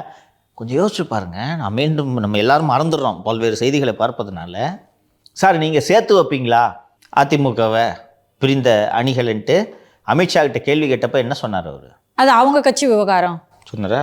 நீங்கள் சொல்கிற மாதிரி அது அவங்க கட்சி விவகாரம்னு சொல்லிட்டாங்க. இன்னைக்கு டிடிவி தினகரனோ ஓபிஎஸோ அமித்ஷாவை சந்திக்கிறதுக்கான முயற்சிகளை பண்ணியிருந்தா சிக்கல் இல்லை சார். ஆனால் செங்கோட்டையன் அவர்கள் அதிமுகவை சேர்ந்தவர். அவர் இருக்கிற குழப்பங்களை அமித்ஷா கிட்ட போய் முறையிட வேண்டிய தேவை என்ன இருக்கு? நான் நேற்று சொன்னேன், மீண்டும் நான் வலியுறுத்துகிறேன். உங்கள் அணி கலகலத்து கொண்டு இருக்கிறது. ஒரு வலுவான கூட்டணி அமைக்கப் போகிறோம் என்று நீங்கள் மார்தட்டி கொண்டு அமைத்த ஒரு கூட்டணி கலகலத்து போயிருக்கிறது. நாளுக்கு நாள் இந்த பலவீனம் அதிகமாகி கொண்டே இருக்கிறது. அந்த நேரத்தில் உங்கள் கோட்டையிலிருந்து இன்னொரு தலகர்த்தா எதிரி முகாமுக்கு சென்று விடக்கூடாதுன்னு நேற்று சொன்னேன்ல நான். நீங்கள் கேட்குறது நல்ல கேள்வி சார். உண்மையிலே அவ்வளோ அக்கறை இருந்துச்சுன்னா எதுக்குங்க பார்க்குறாங்கன்னு பார்க்கலையே. குறைந்தது நிதியமைச்சரை சந்திக்க வைத்திருக்கலாமா அல்லவா? இவர் உருட்டுறாரு, இதை விட்டுருங்க, அதை பாவம். அவர் செங்கோட்டையன் ஏதோ கௌரவத்துக்கு சார் போய் சொல்லிக்கிறேன் சார்னு சொல்லிக்கிட்டாரு. காலையிலேருந்தே நானும் அதை க்ளோஸாக மானிட்டர் பண்ணிகிட்டு இருந்தேன். ஃபினான்ஸ் மினிஸ்டர் அப்பாயின்மெண்ட் கொடுத்துட்டாங்கன்னு 11 மணிக்கு சொன்னாங்க. எப்போ பார்க்குறாங்க சார்னு கேட்டேன். ஃபினான்ஸ் மினிஸ்டர் பார்க்குறதுக்கு ஒத்துக்கிட்டாங்க, ஆனால் ஹோம் மினிஸ்டர் பார்க்கக்கூடாதுன்னு சொல்லிட்டாரு. அப்புறம் இல்லை சார் நைட்டு வந்து ஹோம் மினிஸ்டர் பார்த்துட்டாருன்னு நியூஸ் பிரேக் ஆகுதுன்னு சொன்ன உடனே இல்லை ரெப்ரசன்டேட்டிவ் என்ன தான் சொல்கிறான்னு இருந்தாலும் இதுதான் அவருக்கு மெசேஜ்னு சொல்லி கேளுன்னு சொல்லிட்டு they are containing the fire. ஒரு தீ ஏற்பட்டு விட்டது, இந்த தீ பரவாமல் அணைக்கும் வேளையில் பிஜேபி ஈடுபட்டிருக்கிறது. நீங்கள் நிதியமைச்சர் எப்படிப்பட்டவர் என்பது உங்களுக்கு நன்றாக தெரியும். ஸோ நிதியமைச்சர் அவர்கள் அந்த மேடையில் உங்களை எல்லாரையும் கெஞ்சி கேட்குறேன், இந்த கூட்டணி உடையாமல் பார்த்துக்குங்க, நம்ம எல்லாரோட எதிரி திமுக, இந்த கூட்டணி ஒன்றா இருக்கணுன்றதை பார்த்துக்குங்கன்னு சொல்லிவிட்டு அதுக்கப்புறம் நடந்த இன்டர்னல் மீட்டிங்கில் தான் கூட்டணியை உடச்சி விட்ட ஆளை போட்டு புரட்டி அடித்தாங்க. ரைட்டா? ஸோ அந்த பின்னணியில் தான் நீங்கள் இதை பார்க்க வேண்டும். நீங்கள் சொல்கிறது ரொம்ப, நீங்கள் ரெண்டு பேரும் எடுப்புறது வேலிடான கொஸ்டின் சார். அது தலையில் மாட்டேன்னு சொல்லிட்டு அப்புறம் சார் செங்கோட்டையன் பார்க்குறாங்க, போயிட்டா யோ அப்பாயின்மெண்ட் கிடையாது அவனுக்குன்ட்டாங்க. ரைட்டா? செங்கோட்டையன் ஒரு விஷயத்தை கையில் எடுத்துட்டாரு. இன்றைக்கி அவருக்கு டோர்ஸ் க்ளோஸ்டு. அதாவது ஒரு பிரம்மாஸ்திரம் என்று சொல்லக்கூடிய ஒரு அஸ்திரத்தை எடுத்துட்டாரு. இப்போ செங்கோட்டையன் அமைதி ஆயிட்டாருன்னா அவரோட அரசியல் எதிர்காலம் என்ன? அண்ணே வந்துட்டேனே உங்க கூட கடைசி வரைக்கும் இருப்பேன்னு சொன்ன அந்த பண்ணாரி எம்எல்ஏ போய் வேலையா போய் புதிய மாவட்ட செயலாளரை சந்தித்து இருக்கிறார். நீங்க சொன்னீங்க சார், இது எப்படி பின்னாடி இருக்கவங்க எல்லாம் போய் அடுத்து யாருக்கு பவர்ஃபுல்லா இருக்காங்களோ அவங்கள போய் சந்திப்பாங்க அப்படின்னு சொல்லி. ஸோ திரு செங்கோட்டையன் அவர்களுக்கு பதிலாக கவுண்டர் சமூகத்தை சேர்ந்தவர் ஒருவரை போட்டிருந்தால் செங்கோட்டையன் அது தவறு என்று சொல்லலாம். செங்கோட்டையன் அவர்களுக்கு பதிலாக அருந்ததியர் சமூகத்தை சேர்ந்த ஒருவரை மாவட்ட செயலாளராக போட்ட போது செங்கோட்டையன் விமர்சனம் செய்தால் என்ன ஆகும்? ஏ தலித் விரோதி வருமா? இப்போ செங்கோட்டையனோட ஆப்ஷன்ஸ் க்ளோஸ். நான் அவர் ஆதரவாளர் தான் போட்டிருக்காங்க அப்படின்னு சொல்லிட்டு சரி. யார் ஆதரவாளர்? செங்கோட்டையன் அவரோட ஆதரவாளர். யார்? செல்வராஜ், ஏகே செல்வராஜ். அது போன வாரம். நான் சொல்கிறது இந்த வாரம். ஏப்பா பத்திரிகையாளரை சந்திக்கிறேன்னு சொல்லும்போது பண்ணாரி எம்எல்ஏ கூட இருக்காரு, சந்திக்கும் போது கூட இருந்தாரா? இதான் அரசியல். இதில் போய் வம்பா போய் மாட்டிக்கிட்டது அந்த எம்எல்ஏ சத்யபாமா தான், முன்னாள் எம்பி சத்யபாமா தான். நான் திருப்பி போய் 2வது ப்ரெஸ் மீட்லேயும் உட்காரன்னு சொன்னேன். ஓஹோ உனக்கு இல்லை போனால் போது உட்லான்னு பார்த்தா திருப்பி வர போய் நீ உட்கார இருந்தா புடி அப்படின்ட்டு செங்கோட்டையனோட ஆதரவாளர்கள்லாம் தூக்கிட்டு இருக்காங்க. அப்போது 79லேருந்து எம்எல்ஏ இருக்கிற உனக்கு என்னதான் மரியாதை சொல்லு? கட்சியை விட்டு நீக்காமல் வச்சுருக்கோம்ல அது. ரைட்டா? நீ ஏதாவது பண்ணி காட்டணும்ல. இதைத்தான் சொல்லியிருப்பாரு. சார் நீங்கள் பார்க்கலன்னா கூட பரவாயில்ல, பார்த்ததா சொல்லிக்கிறேன் சார், சரி போப்பா. அப்படித்தான் இதை புரிந்து கொள்றேன். என்னதான் அவர் ஒரு சமரசமா போங்க அப்படின்னு சொன்னாலும் கூட நேற்றும் செய்தியாளர் சந்திப்பில் என்ன சொல்லியிருந்தாருன்னா ஒருங்கிணைக்கணும் அப்படின்னு. அதில் ஒன்றும் தவறு இல்லையே. நேற்று அப்போ நீ உண்மையிலே சண்டை போடுறாளா தான் என்ன சொல்லியிருக்கணும்? என்னுடைய 10 நாள் கேடு இன்னும் இருக்கிறது சொல்லுமா? போய் அங்கே போய் என்ன சொல்கிறேன், ஏற்காடு எக்ஸ்பிரஸில் இட்லி சரியில்லைன்னு போய் அங்கே கம்ப்ளைண்ட் பண்ணேன்ட்டு நீங்கள் ஒரு காரணத்தை சொல்கிறீங்க. ஆமாம்மா, தேங்காய் சட்னி வைக்கல, ஏற்காடு எக்ஸ்பிரஸ் கிளம்புற டைமை கொஞ்சம் மாற்றி வைக்கணும் அப்படின்னு சொல்லியிருக்காரு. நீங்கள் ட்ரெயினில் போகிறீங்களா ஃப்ளைட்டில் போகிறீங்களா? நீங்கள் சார் தான் நல்லா யோசிக்க மாட்டார் சார், மக்கள் நல்ல மக்கள் அப்படிதான் சொல்லுவாங்க, அப்படிதான் எல்லா அரசியல்வாதியும் அப்படிதான் சொல்லுவாங்க, அப்படிதான் சொல்ல வேண்டும். சார் நீங்க இவ்வளவு சொல்றீங்க பாஜக அதிமுக கூட்டணி வலுப்பெறன்னு சொல்லிட்டு, இங்க அண்ணாமலை அவர்கள் ஆன்டி இன்கம்பன்சியே இல்லை அப்படின்னு சொல்றாரு ஒரு சைடு, அங்கிட்டு பார்த்தா டிடி தினகரன் அவர்களையும் ஓபிஎஸ் அவர்களையும் தூண்டி விடுறாரு, உடைக்கிற வேலையை பார்த்துட்டு இருக்காரு சார். அவர்கிட்ட பணியை தானே அவர் செய்ய வேண்டும். இங்க அண்ணாமலையோட பிஹேவியர் எல்லாம் பார்த்தீங்கன்னா அந்த அப்ஸ் அண்ட் டவுன்ஸ் இருக்கும். கூட்டணி எல்லாம் அமைந்த பிறகு அந்த ஈரோடுல அந்த இரட்டை கொலை சம்பந்தமான ஒரு ஆர்ப்பாட்டத்தில் கலந்து கொண்டு பேசும்போது தான் அந்த விஷயத்தை பேசினார், நீங்கள் பார்த்துருப்பீர்கள். ஆனால் உங்கள் விஷன் என்ன அப்படின்ட்டு கேட்குறாங்கன்னா, இங்கே என்ன பண்ண போகிறீங்க அடுத்தது அப்படின்னு கேட்குறாங்கன்னா, நான் யார் சீஃப் மினிஸ்டர்னு கேட்குறாங்க, அதான் மீனிங் எதுக்கு அப்படின்ட்டு ஆரம்பித்தோன்னே அப்புறம் கூப்பிட்டு 2 கொட்டோன்னு அப்படி அமைதி அப்படி இருந்தார். கொஞ்ச நாள் கழிச்சு சரி அவ்வளோதான், என்ன ஒன்றும் பேச முடியாது போல இருக்குது அப்படின்ட்டு இருந்த சமயத்தில் தான் திரு அமித்ஷா அவர்களோட பேட்டி வருது. அமித்ஷா இல்லை நம்ம விரிவாக டிஸ்கஸ் பண்ணோம்ல, என்டிஏ ஆட்சியா இல்லை என்டிஏ கூட்டணி ஆட்சியா என்று கேட்கும்போது என்டிஏ கூட்டணி ஆட்சின்னு சொன்ன உடனே எங்கள் லீடு சொல்கிறதானே எங்களுக்கு முக்கியம்னு அந்த சைதாப்பேட்டை கோர்ட்டுக்கு போயிட்டு திருப்பி அவர்களே சொல்லிட்டாரு. அவ்வளோதான், ஏன் லீடு சொல்கிறதானே எனக்கு முக்கியம் என்று சொன்னார். அதற்கு பிறகு திரு BL சந்தோஷ் கூட்டணிக்கு எதிராக யார் பேசினாலும் தலைமை நடவடிக்கை எடுக்க தயங்காது அப்படின்றத அந்த கோர் கமிட்டி மீட்டிங்கில் சொன்னதும், அதற்கு பிறகு நடந்த 2 கூட்டங்களில் தான் எனது அண்ணன் பழனிசாமி அவர்களை முதல்வர் நாட்காலில் உட்கார வைக்காமல் நான் ஓய மாட்டேன், அதுவரை செருப்பு போட மாட்டேன், அதெல்லாம் முன்னாடியே சொல்லிட்டாரு. நான் சேர்த்துக்கிட்டேன் ஒரு பிட்டு விடுங்க. இப்போது அண்ணாமலையோட விருப்பம் பிஜேபி அவரை கட்சியிலிருந்து நீக்க வேண்டும் என்பது, புரியுதா? நீக்கலைனாலும் அண்ணாமலைக்கு பலன் இல்லை சார். நீக்கிறதுனால என்ன சார் பலன்? நீக்குனா எனும் நான் உயிர் பெறுமா? சிஎம் ஆகிற அளவுக்கு அண்ணாமலையோட ஆதரவாளர்கள் தமிழகம் எங்கும் வியாபித்து கிடக்கிறார்களா இல்லையா? இருக்காங்க. சோசியல் மீடியாவில் ஓட் போல் வச்சோம்னா இன்னைக்கு சிஎம் ஆகுறதேன். ஃபண்டு பண்ணுறதுக்கு திமுக இருக்கா இல்லையா? கொங்குல கேண்டிடேட் போடலாமா சொல்லுங்க? அள்ளி கொடுக்குமா? இக்கரை பொலுவாம்பட்டியில் இன்னொரு 30 ஏக்கரை வாங்கி போடலாமா? பக்கத்து காட்டெல்லாம் வாங்கலாமா? நேற்று அங்கேருந்து ஊர்லேருந்து எங்கே ஒரு ஃபோன் பண்ணி சொல்கிறாரு, என்ன அந்த தோப்பு வாகனத்தை சொன்னீங்க, தோப்பில் என்னென்ன மரம் இருக்குன்றதெல்லாம் சொல்லவே இல்லை நீங்கள், அப்படி என்னையா இருக்குது சொல்லியா அப்படின்னு. 1200 பாக்கு மரங்கள் இருக்கின்றன. தேக்கு இருக்கா? தேக்கு இல்லை, சந்தன மரக்கட்டை. அது இனிமேல் தான் நடப்போறாரு. 500 தென்னை மரங்கள் இருக்கின்றன. நடுவில் ஒரு பண்ணை வீட்டை இப்போது திரு அண்ணாமலை அவர்கள் கட்டி கொண்டிருக்கிறார். ஸோ இப்போது கோயம்புத்தூரில் கொங்கு பகுதியில் திமுக ஆதரவு பெற்ற வேட்பாளர், ஆதரவுலாம் பெற வேணாம், அவருக்கும் அந்த ஐடியாலாம் கிடையாது, போய் அங்கே நின்று பிஜேபி அதிமுகவுக்கு விடக்கூடிய ஓட்டுகளை அண்ணாமலையால் கொங்கு பகுதியில் உடைக்க முடியுமா முடியாதா? திமுக லம்பாக ஒரு அமௌண்ட்டை தூக்கி கொடுக்குமா கொடுக்காதா? இப்போ பண்ண முடியுமா அதை? அண்ணா நான் ஒரு தொண்டன்னா, கட்சி என்ன சொல்லுதோ நான் அதுக்கு கட்டுப்படுவேண்ணா, வேறு வழி இல்லாமல் சொல்லிட்டு இருக்க வேண்டியதாக இருக்கா? அப்போ நடுவில் எடப்பாடி என்ன ஆட்சியில் அமர வைப்பேன் அப்படின்னு சொல்லிட்டு சொன்னார். நல்லா நீங்கள் இது இந்த குரோனாலஜியில் கரெக்டாக நீங்கள் கோர்த்து பார்த்தீங்கன்னா உங்களுக்கு இது எளிமையாக புலப்படும். சைலண்டாக இருந்தாரா? அதுக்கு பிறகு திருப்பி இந்த ரைஸ் கிராஃப் எப்போ மேலே ஏறுதுன்னு பார்த்தீங்கன்னா டிடிவியை பேச விட்டாரா? டிடிவி பேசுகிறாரா? டிடிவி பேசணுன்னு திருப்பி இவரோட பிளிப்பு ஆரம்பிக்குதா? அண்ணா எனக்கும் அதிமுகவுக்கு கருத்து முரண்பாடு இருந்தது உண்மை, ஆனால் என்னோட கட்சி நீங்கள் இந்த கூட்டணிக்காக வேலை செய்யணும்னு சொல்லுது, அதனால நான் வேலை செய்யணும், என்னுடைய முரண்பாடுகள் அப்படியே இருக்கின்றன. சரி, நீ யார் பிஜேபியில்? முன்னாள் தலைவர் முருகன் கூட தான் இருக்காரு, மந்திரியாக வேற இருக்காரு. தமிழ்நாட்டில் சென்னையில் தான் இருக்காரா சார்? இருக்காரு, கோயம்புல தான் வீடு, ரெஸ்ட் எடுக்குது. இல்ல, எங்கேயாவது அவர் எங்கேயுமே பிரஸ் மீட் கொடுக்காதனால ஒருவேளை அங்க டெல்லியில இருக்காரோன்னு நினைச்சேன். இருக்காரு, வாரம் வந்துடுவாரு. இங்கே வாய் தந்து பேசுகிறாரா? பொன் ராதாகிருஷ்ணன் முன்னாள் தலைவர் ஒருவர் இருந்தார், அவர் பேசுகிறாரா? டாக்டர் தமிழிசை பேசிக்கொண்டே இருப்பார்கள், அவர் பேசுகிறாரா? எம்எல்ஏவாக இருக்கிறார் திருமதி வானதி, ஒரு வார்த்தை அதிகமாக பேசுகிறாரா? நீ ஏன் சார் எல்லாத்துக்கும் கருத்து சொல்லிட்டு இருக்க? நீ அந்த பிரஸ் மீட்டை பார்த்தீங்கன்னா இந்த மாதிரி இங்கே எடப்பாடி பழனிசாமி இப்படி அறிவிச்சிருக்காருன்னா, அண்ணா அவர் அறிவிச்சிருக்காரு, நான் அதை பற்றி கருத்து தெரிவிக்க விரும்பலைன்னு சொல்லிட்டு 5 நிமிஷம் பேசுகிறாரு அந்த மேட்டரை பற்றி. என்னன்னா தூக்கு என்ன தூக்குனா சந்தோஷமாக போவார். இந்தியா அளவுல எத்தனை கட்சிகளை பிரிக்கிறாங்க சேர்க்குறாங்க அப்படின்னு தெரியும் நம்மளுக்கு பிஜேபியை பற்றி. அப்போ பிஜேபி என்ன மாதிரியான அண்ணாமலையை பொறுத்த வரைக்கும் எடுக்க போகுதுன்னு நம்ம பொறுத்திருந்து தான் பார்க்கணும். வெயிட் பண்ணுங்க. அவர்களும் இதையெல்லாம் பார்த்து கொண்டு தான் இருக்கிறார்கள். எனக்கே உள்ளபடி ஆச்சரியமாக இருந்துச்சுமா. நானும் என்னோட டெல்லியில் இருக்கக்கூடிய என்னோட நண்பர்கள்ட்ட கேட்குறேன், என்னங்க ஐடியா இந்த ஆளுக்கு? கொலகார பசங்க இவங்க, டெல்லியில் ஆட்சியை பிடிக்கணுன்றதுக்காக ஒரு சீஃப் மினிஸ்டர் தூக்கி ஜெயிலில் வைப்பாங்க. தெலுங்கானாவில் ஒரு கட்சியை காலி பண்ணுறதுக்காக, சந்திரசேகராவை காலி பண்ணுறதுக்காக மகளை தூக்கி ஜெயிலில் வைக்கிறாங்க. எந்த எல்லைக்கும் போவாங்க. இதில் மகாராஷ்டிராவில் ஒரு கட்சி 2 கட்சியை கலைச்சி போட்டுட்டாங்க. என்ன தைரியத்தில் இதுங்க இந்த ஆள் அப்படி பண்ணிகிட்டு இருக்கிறான்னு கேட்டால் நீக்கு என்ன அப்படின்னு சொல்கிறாரு. இவங்க நீக்கெல்லாம் மாட்டாங்க, தூக்கி ஜெயிலில் வச்சுருவாங்கன்றது அண்ணாமலை அவர்களுக்கு தெரியவில்லை.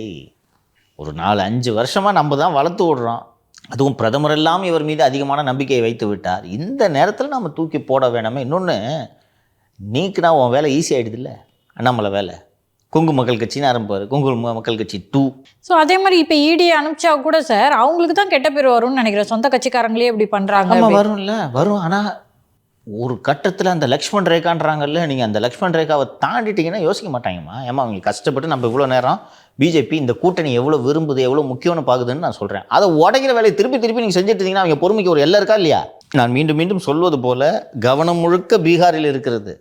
முடிந்ததும் வேடிக்கை பாருங்க சார். அண்ணாமலை அவர்கள் நீக்கப்பட்டோன்னே ஒருவேளை டிடிவி தினகரன் அவர்கள், ஓபிஎஸ் அவர்கள், இந்த செங்கோட்டையன் அவர்கள்லாம் தனியாக வச்சு ஒரு டீம் கூட ஆரம்பித்து அவர் ஒரு கட்சி நிற்கலாம்ல சார்? அதுதான் பிளான்.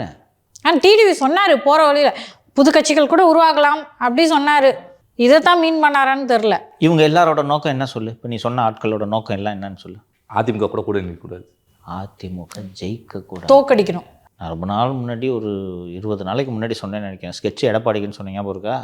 எல்லாருக்கும் நல்லா தெரிகிற ஒரு விஷயம், பழனிசாமி சிஎம் போஸ்ட்டில் உட்காந்துட்டாருன்னா நம்மளால் மீண்டும் 5 வருஷம் இல்லை அதுக்கு பிறகும் தலை தூக்க முடியாதுன்றது இவங்க எல்லாருக்குமே தெரியுது. இந்த டிடிவி தினகரன் பேசுனது, அதோட இம்பேக்ட்டு, ஏடிஎம்கே எப்படி பெர்ஃபார்ம் பண்ண போகுது, ஏடிஎம்கே முன்னாடி இருக்கிற சேலஞ்சஸ் என்ன, இதெல்லாம் விரிவாக நாளைக்கு நிகழ்ச்சியில் மற்றதெல்லாம் ஒதுக்கி வச்சுட்டு நாளைக்கு நிகழ்ச்சியில் டீட்டெயிலாக அனலைஸ் பண்ணும்போது நான் இது எல்லாத்தையும் என்னென்னு சொல்கிறேன். இதை இன்னும் டீட்டெயிலாக எக்ஸ்பிளைன் பண்ணுறேன். சார் இதுக்கு நடுவில்ங்க சார், திரு உதயநிதி அதிமுக ஐசியூவில் இருக்குது அப்படின்னு சொன்னார். அதுக்கு அதிமுக ரியாக்ட் பண்ணியிருக்கு சார். என்ன ரியாக்ட் பண்ணாங்க? என் கை பாருங்கள் நல்லா இருக்கா, ஆடுதா? சில பேருக்கு கை ஆடுது, எனக்கு நல்லா இருக்கா? என் தொண்டர்களை பாருங்கள் எவ்வளோ வலிமையாக இருக்காங்க, எங்களை பார்த்து ஐசியூவில் இருக்காங்க அப்படின்னு கேட்டார் சார். சரி, அவர் யாரை சொல்கிறாருன்றது எல்லாருக்கும் தெரியும். கரெக்டாக அப்படி அவர் பேசுனது அதான் நான் கேட்கலான்னு நினச்சேங்க சார். சரியாங்க சார் அவர் பேசுகிறது. ஏன்னா நீங்கள் அரசியல் ரீதியாக விமர்சனங்களை வைங்க, அது சரி, ஒரு தனி மனித தாக்குதலா? அந்த வரம்பை மீறாரா திரு எடப்பாடி பழனிசாமி? நான் வந்து கண்டுக்காம போயிடலாம்னு நினைக்கிறேன் சார். யார் நம்ம யாரை கண்டுக்காம கண்டுக்காம? போயிடலாமா? அவர் கண்டுக்காம போயிருக்கணும். ஏன்னா அதுக்கெல்லாம் ஏன்னா திமுகனாலே தெரியும் எவ்வளவு அவதூறு முடியுமா பேசுவாங்க. இது வரலாறு முழுக்க இருக்கு. இதுக்கெல்லாம் அவர் ரிப்ளை பண்ணாம இருந்தாருன்னா இவர் மரியாதை கூடும் நான் நினைக்கிறேன் சார். தேர்தல் நெருங்க நெருங்க இதை விட இன்னும் நிலைமை மோசமாக ஆகும். ஓகேவா? செல்வி ஜெயலலிதா அவர்கள் she is actually a very cultured person. Okay, கருணாநிதிக்கு தான் படிப்பறிவு இல்லை, நான் இங்கிலீஷில் மீடியத்தில் படித்தேன்லாம் சொல்லிப்பாங்க. அப்படிப்பட்ட ஜெயலலிதா 2016 தேர்தலில் என்று தான் நினைக்கிறேன், 16 தேர்தலில் அதுக்கு முன்னாடி நடந்த லோக்சபா தேர்தலையான்னு தெரியல, விமானத்திலேருந்து இறக்கி கருணாநிதியை ஒரு மூட்டை போல் தூக்கி நாற்காலியில் உட்கார வைக்கிறார்கள்னு பேசினாங்க. ரொம்ப கடும் விமர்சனம் வந்ததும் அதுக்கப்புறம் அது மாதிரி ரெஃபர் பண்ணல.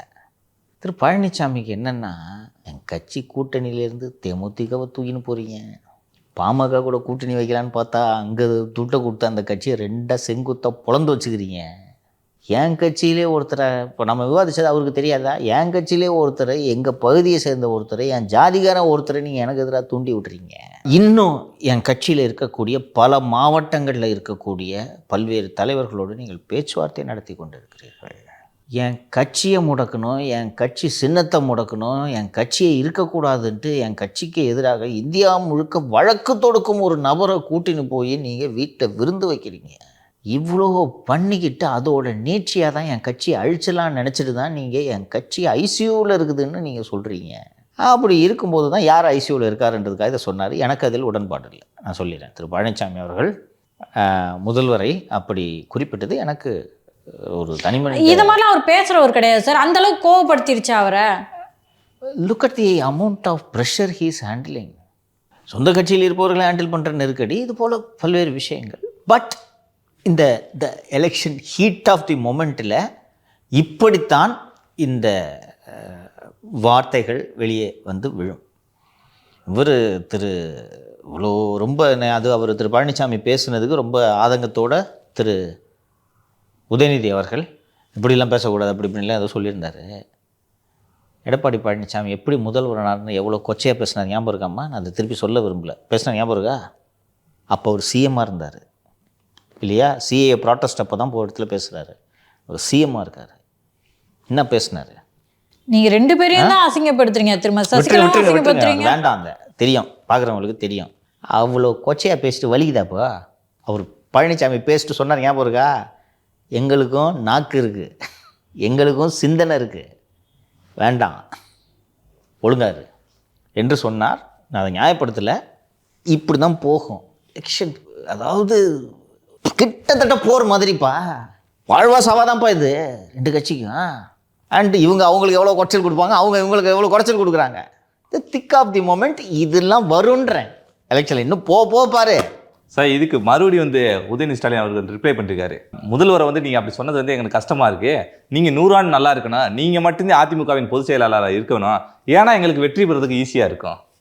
நல்லா இருக்குது. எனக்கு இன்னொன்று இந்த நேரத்தில் நீங்கள் தொடங்கினதுனால நான் சொல்லிடுறேன். திரு உதயநிதி அவர்கள் தமிழ்நாடு முழுக்க சூறாவளி சுற்றுப்பயணத்தை தொடங்கி விட்டார், அறிஞர் அண்ணாவின் இல்லத்திலிருந்து தொடங்கி விட்டார் என்று அறிவிப்பு வந்திருக்கிறது. அதனால் அப்படி அவர் செய்ய போகிறார் என்று நீங்கள் நம்ப வேண்டாம். ஒரு நாள் வேலை 1 வார விடுமுறை தான் உதயநிதி அவர்களின் கொள்கை. அந்த அடிப்படையில் தொடங்கியிருக்காரு. பட் இதிலேருந்து நாம் பார்க்க வேண்டியது, புரிஞ்சுக்க வேண்டியது என்னென்னா, Udhayanidhi is going to lead the campaign for 2026, not MK Stalin. So முதல்வரால் முடியாது, ஓகேவா? அவரால் 234 தொகுதிக்கு போகிறது அல்லது மாவட்டங்களுக்கு போகிறது இதெல்லாம் அவரால் இயலாது. அதன் காரணமாக உதயநிதி தலைமையில் இந்த 26 தேர்தலை திமுக சந்திக்க இருக்கிறது என்பது தான் இந்த உதயநிதி பிரச்சாரத்தை தொடங்கியது வந்து நமக்கு உணர்த்துகிறது. அப்படி பார்த்தா இப்போ திரு விஜய் அவர்கள் நான் பிரச்சாரத்தை மேற்கொள்கிறேன்னு சொல்லியிருக்காரு. சாட்டர்டே சண்டே மட்டும் தான் பிரச்சாரம் போகிறேன்னு சொல்லியிருக்காரு. இப்போ நீங்கள் உதயநிதியை சொன்னீங்க, 1 நாள் வேலை பார்ப்பார், 1 வாரம் லீவ் போடுவார். அப்படி பார்த்தா திரு விஜய் அவர்கள் தானே சார் செஞ்சிட்ருக்காங்க. அதை அண்ணாமலை அவர்கள் கூட விமர்சனம் பண்ணியிருக்காரு. அதில் அந்த விமர்சனத்தை நீங்கள் பார்க்கணும். திரு விஜய் அவர்கள் வாரம் 1 முறை பிரச்சாரம் செய்வது ஏற்கத்தக்கதில்லை அப்படி தானே சொல்லியிருந்தாரு. உங்களை யார் சார் ஏற்றுக்க சொன்னது? மக்கள் நினைக்கிறாங்க. மக்கள் என்ன நினச்சாலும் நீங்கள் ஏன் சார் கருத்து சொல்லிகிட்டே இருக்கிறீங்க? தமிழ்நாடு இப்போது நீங்கள் நல்லா உற்று நோக்குனீங்கன்னா உங்களுக்கு தெரியும். நான் வந்து ஏதோ அண்ணாமலையோட மாலையெல்லாம் நினைப்பாங்க, அண்ணாமலை மேலே மீது ஏதோ ஒரு வன்மத்தோடு வந்து சங்கர் விமர்சிக்கிறார் அப்படின்ட்டு. நீங்கள் பேசிக்கிட்டே இருந்தீங்கன்னா நயினார் நாகேந்திரனுக்கு என்னம்மா வேலை? கட்சிங்க ஒருத்தர் தலைவராக போட்டிருக்கலம்மா, எல்லா கருத்துக்களும் அவர் மூலமாகத்தானே வர வேண்டும். போகிற இடத்துலலாம் நீங்கள் போனீங்கன்னா நீங்கள் வந்து எல்லா மீடியாலையும் உங்களுக்குன்னு ஒரு ஆளை வச்சுருக்கீங்க. பாலிமலை தினேஷ் இருக்கார், இது போல் ஒவ்வொரு சேனல்லையும் ஆளை வச்சுருக்கிறீங்க. நீங்கள் ஒரு விஷயத்தை பேசுனீங்கன்னா அண்ணாமலை இப்படி சொன்னார் அப்படி சொன்னார் என்று போடுவதற்கு இருக்குன்னா, அப்போ திரு நயினார் நாகேந்திரன் அவர்களுக்கு என்ன தான் வேலை? எப்படி அவங்க கட்சி தொண்டர்கள் அவங்களை எப்படி மதிப்பாங்க? யோசிச்சு பாருங்கள். இது ஒரு ஒழுங்கீனமான செயல். இதை தெரிந்தே செய்கிறார் அண்ணாமலை. அவரே சொல்றாரு சார், 24 மணி நேரம் இருக்கணும்னா இப்படி சனி ஞாயிறு மட்டும் வரக்கூடாதுன்னா. மக்கள் அரசியல்னா தினம் தினம் நம்மளோட டைம் அது கன்சியூம் பண்ணும். அதை மீன் பண்றாரு. சரி சார், உங்களை எதிர்த்து அரசியல் செய்யக்கூடிய இந்த திரு விஜய் அவர்கள் வாரத்துக்கு ஒரு முறை பண்ணார்னா உங்கள் கூட்டணிக்கு தானே நல்லது. நீங்கள் மகிழ்ச்சியாக அதை ஏற்றுக்கொள்ள வேண்டுமா இல்லையா? கருத்தே சொல்லாதீங்க, உள்ளுக்குள்ளே சந்தோஷப்படுமா இல்லையாப்பா? நல்ல வேலை டெய்லியும் போல் எடப்பாடி மாதிரி வாரத்துக்கு ஒரு வாட்டி தான் போகிறோம், ஜாலியாக இருந்துட்டு போங்க. நீங்கள் கருத்து சொல்கிறீங்க, எல்லாவற்றிலும் கருத்து சொல்ல வேண்டும். அட்வைஸ் பண்ணுறேன். போங்க, ஆலோசகரை சேர்ந்துருங்க, கூட்டணி வைங்க, ரிசைன் பண்ணிவிட்டு. நீங்கள் நல்லா கவனித்து பார்த்தீங்கன்னா நயினார் நாகேந்திரனை அண்டர்மைன் பண்ணுறதுக்கு தான் அண்ணாமலை எல்லாத்தையும் செஞ்சுக்கிட்டு இருக்காரு. ஒரு ஸ்டேஜில் பேசாமல் திருப்பி அண்ணாமலையே போட்டலாம் பண்ணு தலைமை முடிவெடுத்துருமா. இது மாதிரி பிளாக்மெயிலுக்கெல்லாம் மசீர கட்சியாக பிஜேபி எவ்வளவு பேரை பார்த்துருக்கு. இப்போது குடியரசுத் தலைவர் தேர்தல், துணைத் தலைவர் தேர்தல் நடந்து முடிந்திருக்கிறதே. திரு ஜெகதீப் தன்கர் என்று ஒருவர் இருந்தார் அல்லவா, எங்கே இருக்கிறார் என்றே 2 மாதங்களாக அவரை காணவில்லை என்று பேசி கொண்டிருக்கிறார்கள் தெரியுமா? இதான் பிஜேபி. அண்ணாமலைலாம் என்ன பண்ணுவாங்க? இல்லைங்க சார், இப்போ நீங்கள் ரிசைன் பண்ணிட்டு போயிடுங்க அப்படின்னீங்க. ஆனால் அண்ணாமலை அவர்கள் எப்பவுமே ரிசைன் பண்ணுறதுக்கான முயற்சிகளை எதுவுமே பண்ணலையேங்க சார். கட்சியாக அவரை சாக் பண்ணுனா சிலுவையை தூக்கிக்கிட்டு ஊராக சுற்றுறதுக்கு வாட்டமாக இருக்கும். தமிழ்நாட்டில் பிஜேபி ஆட்சி கொண்டு வரதுக்குன்னு ஆசைப்பட்டது தப்பாங்கண்ணா அப்படின்ட்டு போவார் ஊராக. நீயா ரிசைன் பண்ணனா அந்த தானே போனாருன்றுவாங்க. புரியுதா? அதுக்கு தான் அவர் ஏற்பாடு செய்து கொண்டிருக்கிறார். விஜய் அவர்களுடைய பிரச்சாரத்துக்கு தடை விதிச்சிருந்தாங்க. நேற்று வந்து திரு விஜய் அவர்கள் அறிக்கை கொடுத்துருந்தாரு. ஸோ எனக்கு அதில் ஒரு டவுட்டுங்க சார். இன்னும் கொடி அசைந்ததும் காற்று வந்ததா, காற்று வந்ததும் கொடி அசைந்ததான்ற மாதிரி அவர் அறிக்கை கொடுத்ததுனால பர்மிஷன் கொடுத்தாங்களா, இல்லை பர்மிஷன் கொடுக்கறதுக்கு சற்று நேரத்துக்கு முன்னாடி அறிக்கை கொடுத்துட்டாரா? விஜயோட அறிக்கை வேலை செய்தது என்று தான் நாம் இதை புரிந்து கொள்ள வேண்டும். சிஸ்டம் எப்படி ஃபங்க்ஷன் பண்ணுன்ட்டு நான் சொல்லிடுறேன். திருச்சி கமிஷனர் ஐஜி திருமதி காமினி அவர்கள்ட்ட தான் இந்த மேட்ரு போயிருக்கோம். அங்கே திருச்சி சிட்டியில் தானே பண்ணுறாங்க, அதனால் காமினிகிட்ட போயிருக்கோம். காமினி அல்வா அதிகாரியை கேட்பார். அல்வா அதிகாரி இருமா, அப்போ தான் வெளிநாட்டுக்கெலாம் போயிட்டு வந்துங்க, டயர்டாக இருக்குது, பார்த்துக்கலாம், அது என்ன அவசரம் வைங்க அப்படின்வார். அவர் பொறுப்பு டிஜிபியிடம் தகவல் இந்த மாதிரி சார் கேட்குறாங்க என்று சொன்னதும் பொறுப்பு டிஜிபி இரியானா நீங்கள் உட்காரனா இல்லையான்னு தெரியல, கேஸு மேலே கேஸை போட்டுக்கிட்டு இருக்காங்க, இன்னும் ரொம்ப அவசரமா இரியா, இவ்வளோ கேப் எப்பவுமே இருக்கு அவருக்கும் சீட்டுக்கும் நடுவில், இரியா பார்க்கலாம் அப்படின்வார். சரி, எதுக்கும் வந்து நம்ம நிழல் முதல்வர் திரு யூசி அவர்களிடம் கேட்கலாம் என்றால், யூசி இரியா எனக்கு சீஃப் செக்ரட்டரி போஸ்ட் ப்ரொமோஷனை போடாமல் இருந்தாலும் முருகானந்தம் இழுத்துக்கிட்டு இருக்காரு, நீங்கள் வேறு இது பண்ணிகிட்டு இருக்கீங்க என்று இதிலெல்லாம் வந்து துணை முதல்வர் தினேஷிடம் கேட்க மாட்டார்கள். ஸோ யாருக்குமே இதில் அர்ஜென்சி இல்லை. இவங்க எல்லாரும் கிளியரன்ஸ் கொடுக்காம, மேலேருந்து கிளியரன்ஸ் வராமல் அவங்க காமினி கமிஷனர் வந்து முடிவெடுக்க முடியாது. அர்ஜென்சி விஜய் கட்சிக்கு தான், இவங்களுக்கு அர்ஜென்சி. இதில் வந்து இந்த அஃபிஷியல் டோம் அண்ட் பியூரோக்ரஸி எப்படி சிந்திக்கும்னு பார்த்தீங்கன்னா, பர்மிஷன் கொடுத்தா ஏதாவது பிரச்சனை ஆயிடுச்சுன்னா, இப்போ இந்த செயினில் நடந்து சரியான கூட்டம்னு வச்சுக்கோங்க. விஜய் வந்து பாலக்கரையோ இங்கேயோ போகிற காந்தி மார்க்கெட்டுன்னு நினைக்கிறேன் இல்லையா, காந்தி மார்க்கெட் மரக்கடை காந்தி மார்க்கெட்டு, அங்கே போகிறாரு விஜய். இல்லை கூட்டம் வந்துடுது, பெரும் பேசுபொருள் ஆகி விடுகிறதுனா எவன்டா பர்மிஷன் கொடுத்ததுன்னு தேட ஆரம்பிப்பாங்க. அதில் நம்ம பேர் வந்துடக்கூடாதுன்றதா யாரும் பொறுப்பெடுத்துக்க மாட்டாங்க, அப்படியே இருப்பாங்க. ஓகேவா, இது பார்ப்போம் இரு இரு இரு இரு இரு மதுரை மாநாட்டுக்கு செஞ்சாங்களா லாஸ்ட் மினிட் வரைக்கும், அப்படி பண்ணிகிட்டு இருப்பாங்க. இதே மாதிரி போகட்டும் அப்படின்ட்டு இவர்கள் நினைத்து கொண்டிருந்த போது விஜய் அவர்கள் திடீர்னு நீங்கள் பயப்படுறீங்க எங்களை பார்த்துன்னு சொன்னோன்னே, இந்த மாதிரி கேவலப்படுத்தி பயப்படுறேன்னு அறிய விடுற, இது வரைக்கும் யார் பர்மிஷன் கொடுத்து சார் கொடுத்துறேன் கொடுத்துட்டாங்க. இப்போதும் இதை தடுப்பதற்கு என்னென்ன செய்ய வேண்டுமோ அதை செய்கிறார்கள். இப்போது நான் தாவேக நிர்வாகிகளிடம் பேசினேன். ரோட் ஷோஸ்லாம் ஏதோ பண்ணக்கூடாது சொல்லியிருக்காங்க. ரோட் ஷோ பண்ணக்கூடாது, பார்க்கிங்க்கு இடத்த ஐடென்டிஃபை பண்ணுங்கன்றாங்களாம். விஜயோட வாகனம் மொத்தம் 5, விஜயபுரம் வண்டி கூட ஒரு 4 வண்டி வருது, பவுன்சர்ஸ் போவாங்க, நிர்வாகிகள் பாதுகாப்புக்கு ஒரு வண்டி, டீம் அவரோட ஐடிவிங்க கேமரா இந்த க்ரூ, மொத்தம் 5 வண்டி. இந்த 5 வண்டிக்கு எங்களுக்கு பார்க்கிங் இருக்குன்னா மொத்தம் 30 வண்டிக்கு பார்க்கிங் கொடுன்றாங்க. ஸோ ஒரு 50 வண்டிக்கு பார்க்கிங்க்கு இடத்த நீங்கள் ஏற்பாடு பண்ணி கொடுங்கன்னு சொல்கிறாங்களாம். சார் நாங்கள் 5 வண்டி தான் சார், அங்கே 10 நிமிஷம் நின்றுட்டு நாங்கள் பாட்டுக்கு போயிடுவோம், நீங்கள் ஒதுக்கி கொடுக்குற இடத்துல நாங்கள் நின்றுட்டு நாங்கள் போயிடுவோம். அதெல்லாம் இல்லை, எல்லா வண்டிக்கும் உங்களை பார்க்குறதுக்கு வண்டி வரும் சார், அதை ஒழுங்குபடுத்துறதுக்கு தான் சார் உங்கள்கிட்ட கேட்குறோம். நாங்கள் வெளிப்படையாகவே அறிவிச்சிட போகிறோம் சார், வெளியூர்களிலிருந்து வராதீர்கள் அப்படின்ட்டு நாங்கள் டிக்ளேராக பண்ணிட போகிறோம் சார். சார் இது ரோட் ஷோ அப்படின்னா ரோட் ஷோ நடத்தக்கூடாது, 15 நிமிடங்களுக்கு மேல் பேசக்கூடாது, அடுத்தது நான் எழுதி கொடுக்குறத பேசணும்னு மட்டும்தான் சொல்லலை. தமிழக முதலமைச்சர் மு க ஸ்டாலின் அவர்கள் நன்றாக சிறப்பாக ஆட்சி செய்கிறார். திராவிட மாடல் ஆட்சியில் தேனாரும் பாலாரும் ஓடுகிறது, அதில் நீந்தி தான் இந்த இடத்துக்கு வந்திருக்கிறேன்னு பேசுகிறேன், அவங்க எழுதி கொடுத்துருவாங்க. ஸோ தொல்லை கொடுக்குறாங்க. அதில் ஒன்றும் சந்தேகமே வேணாம், இங்கிட்டு போகாத அங்கிட்டு போகாத. தாவேக நிர்வாகிகள் ஒரு 30 இடங்களை கொடுத்துருக்கிறார்கள் சார், மொத்தம் 30 பாயிண்ட். இதில் எந்த பாயிண்ட் சொன்னாலும் நாங்கள் ரெடின்ட்டாங்க. அவங்களுக்கு என்ன இவ்வளோ கொடுத்துருக்காங்க, இல்லை நாங்களே சொல்கிறோம் என்று சொல்லி பொது மரக்கடை என்று இந்த அறிவிப்பு வந்தது விஜய் அவர்களோட அறிக்கைக்கு பிறகு தான். ஏன்னா அது பொலிட்டிக்கல் ஆகிடுச்சு. விஜய் யூஸ் பண்ண வேர்டு எங்களை பார்த்து நீங்கள் பயப்படுறீங்களா அப்படின்னு சொன்னோன்னு அசிங்கமாக இருக்குல்ல, நான் ஒன்றும் பயப்படலையே அப்படின்னு சொல்லிட்டு இதை செய்து விட்டார்கள். இன்னும் இடையூறு செய்கிறார்கள், கூட்டம் வரக்கூடாது, அதாவது ஒரு ஒரு ஒரு புவர் ரோட் ஷோவாக அது மாற வேண்டும் என்று இவர்கள் நினைக்கிறார்கள். நீங்கள் மதுரையில் எடுத்துக்கொண்டீர்கள் என்றால் 28 கிலோமீட்டருக்கு முதல்வர் ரோட் ஷோ நடத்தினார், நினைவு இருக்கா? கிராமத்துலேருந்து கிழவிங்கள்லாம் கூட்டு வந்து வரிசை நிற்க வச்சுருந்தாங்க, ஞாபகம் இருக்கா? யாரும் வரமாட்டாங்க, அதனால 28 கிலோமீட்டருக்கு அவர் ரோட் ஷோ நடத்துகிறாரு. ஒரு உதயநிதி போகிற இடத்துல ரோட் ஷோ தான் நடத்துகிறாரு.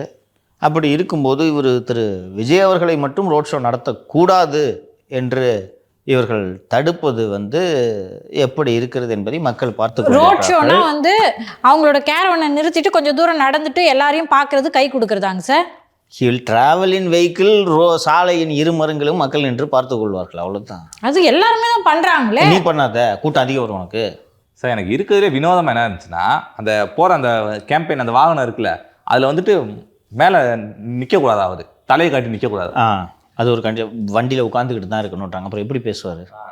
ஆனால் இந்த வாட்டி பஸ் மேலெல்லாம் கிரீஸ் தடவிடுவாங்க, நான் பஸ்ஸில் இருக்க கிரீஸ் எடுத்து தடவிடுவாங்க, நான் சொல்லிட்டாங்க. வலிக்கிறோம் யார், நான் போகிற ஐடியாலாம் வச்சுக்காத நீ. நான் எதுக்கு சார் போகிறேன்?